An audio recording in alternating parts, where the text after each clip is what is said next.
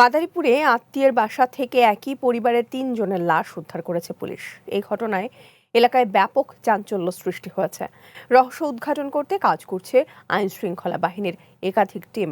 মাদারীপুর প্রতিনিধি শাওন বলের প্রতিবেদন, জানাচ্ছেন ইসমতারা অনু। মাদারীপুর শহরের আমিরাবাদ এলাকার তৃতীয় তলা ভবনের নিচতলায় ৩ বছর যাবৎ ভাড়া থাকেন ইতালি প্রবাসী যতীন বারোয়ের স্ত্রী মিষ্টি বারোই। রবিবার বিকেলে চাচাতো ভাই পরিচয়ে ওই বাড়িতে আসেন সদর উপজেলার কলাগাছিয়া এলাকার চিন্ময় দাস। স্ত্রী ও সন্তান পরিচয়ে সঙ্গে নিয়ে আসেন ঈশা দাস ও ৮ মাস বয়সী এক শিশুকে।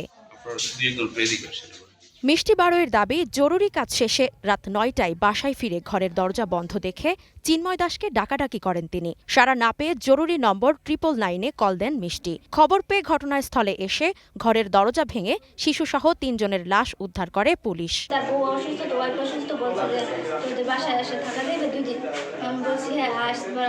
পরে 5টার দিকে আসছে, আসার পরে আমি আবার বাজারে গেছিলাম, পরে 9:30 দিকে আসছি। পরে আইসে ভিতরে দেখি কি দরজা লাগাই না, মানে 2 ঘন্টা ডাকাডাকি করছি, পরে দেখি খোলে না। পরে না খোলার পরে ত্রিপল লাইনে ফোন দিয়েছি, ত্রিপল লাইনে ফোন দিয়ে পুলিশে দরজা ভেঙে পরে লাশ উদ্ধার করে। তদন্ত চলতেছে, প্রশাসনের সবাই আছেন।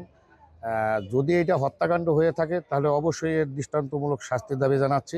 এই ঘটনার সুষ্ঠু তদন্ত করে কি কারণে ঘটনাটা ঘটলো এটা বের করা খুবই জরুরি। ভবন মালিক বলছেন, রোববার থেকেই ভাড়াটে মিষ্টির চলাফেরা ছিল সন্দেহজনক। যখন খোলে না তখন থানার লোকের সন্দেহ হয়েছে যে হয়তো এরা মারা গেছে।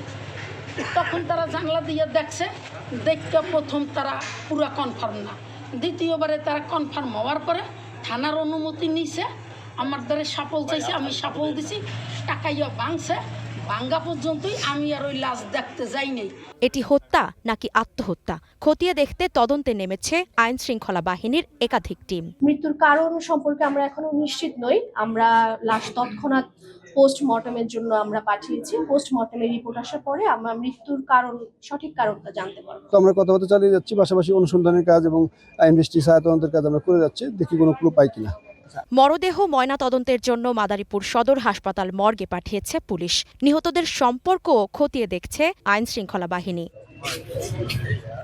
ইসমতারা অনু, গ্রিন নিউজ ডেস্ক।